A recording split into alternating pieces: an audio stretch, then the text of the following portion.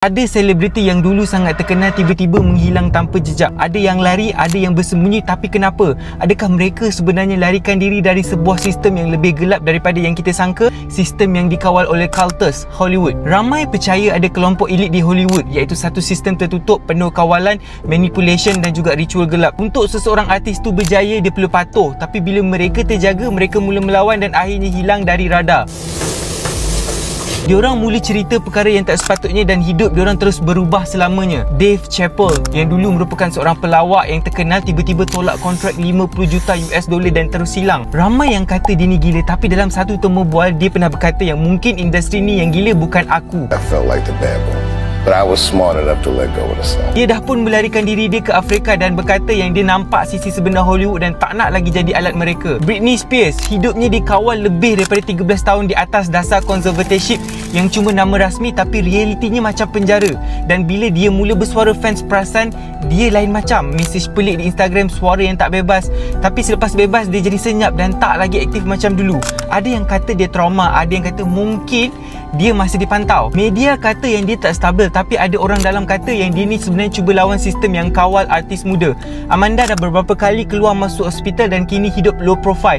Ada yang kata dia dah tahu terlalu banyak. Dia percaya yang dia telah dikawal, dimanipulasi dan diburukkan bila mula melawan sistem. Kanye West atau dikenali sebagai Ye, makin lama makin banyak didedahkan tentang Hollywood, Illuminati dan kawalan media. Dia terus hilang jenama, kawan dan status bila dia mula buka mulut. Tapi dia tetap cakap, saya bukan gila, saya tahu kebenaran. Sekarang ni hidup dia lebih tertutup tapi masih bersuara. Jim Carrey yang dulunya merupakan seorang pelawak kegemaran dunia kini menjadi seorang yang falsafah dan pelik. Dia kata dunia ni tak real, kita semua hidup dalam sistem ilusi. Dan banyak temu bual dia semua macam gesture dia memang aneh, macam nak sindik industri.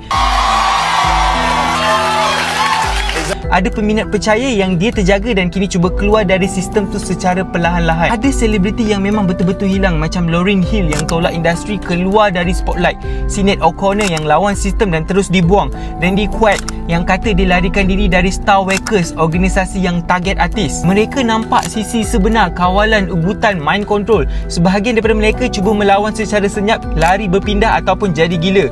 Dunia fikir mereka bermasalah tapi mungkin sebenarnya mereka cuba selamatkan diri. Kita tak tahu sepenuhnya, mungkin ya, mungkin masih diperhatikan. Tapi satu yang pasti, mereka ni semua tinggalkan sesuatu untuk kita fikir. Soalannya sekarang, adakah semua teori ni semata-mata atau kita baru nampak hujung iceberg? Kalau kau nak dengar lagi banyak teori, jangan lupa untuk follow, like and subscribe aku punya YouTube channel. Itu saja daripada aku. Assalamualaikum. Bye. First place a baboon runs to is water. Bushman follows him, and they both drink to their fill. And in that analogy, I felt like the baboon. But I was smart enough to let go of the song.